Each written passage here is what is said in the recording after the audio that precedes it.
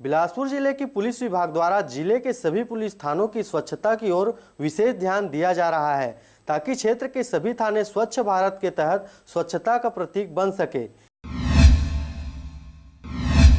इसी कड़ी में बिलासपुर पुलिस कप्तान के आदेशानुसार मस्तूरी थाने में जब्त व बरामद किए गए 16 नग दुपहिया वाहनों को कंडम स्थिति में रक्षित केंद्र भेजा गया है।